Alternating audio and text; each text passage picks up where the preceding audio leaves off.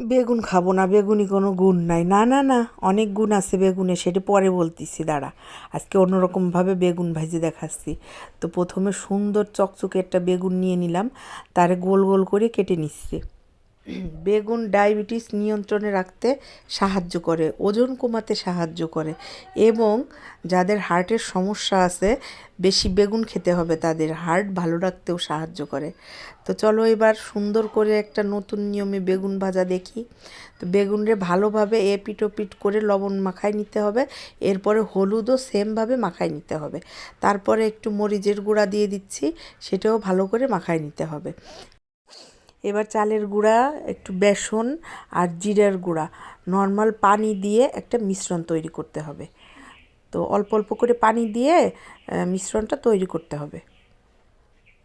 যে কোনো খাবার একই নিয়মে রান্না করলে কিন্তু বেশি দিন ভালো লাগে না, তো নতুন নতুন নিয়মে একটু রান্না করে খেলে কিন্তু ভালোই লাগে। এবার একটু সেই মিশ্রণের ভিতরে একটু হলুদের গুঁড়া আর একটু মরিচের গুঁড়া দিয়ে দেব।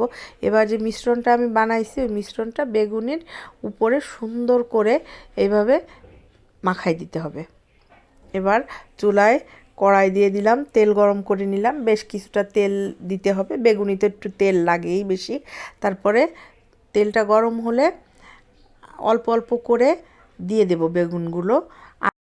অবশ্যই মনে রাখবেন বেগুনটা অল্প আঁচে ভাজতে হবে, না হলে উপরে পুড়ে যাবে আর ভিতরে কাঁচা থাকবে, তখন তো আর মজা করে খাওয়া যাবে না। এভাবে বেগুন ভেজে আপনি পোলাও, তারপরে খিচুড়ি, গরম ভাতের সঙ্গে কিন্তু খুব মজা করে খেতে পারবেন। আমার তো দুটো শুকনো মরিচ ভাজা আর এই বেগুন গরম ভাতের সাথে হলে আর কিছুই লাগে না, সাথে একটু ঘি হলে আরও বেশি মজা হয়। তো বেগুনগুলা কিন্তু এপিঠ ওপিঠ দুই পিঠ ভালো করে আপনারা উল্টায়ে ভাজবেন, ঠিক আছে, যাতে ভাজাটা সুন্দর হয়। তো আমার বেগুন ভাজা হয়ে গেছে দেখেন, আর যেগুলো আছে সেগুলো আমি একে একে দিয়ে ভেজে নিচ্ছি। তো আমার সবগুলো বেগুন ভাজা হয়ে গেছে। আপনারাও এই সেমভাবে বেগুন ভেজে খেয়ে দেখবেন, যদি ভালো লাগে অবশ্যই আমাকে কমেন্টস করে জানাবেন।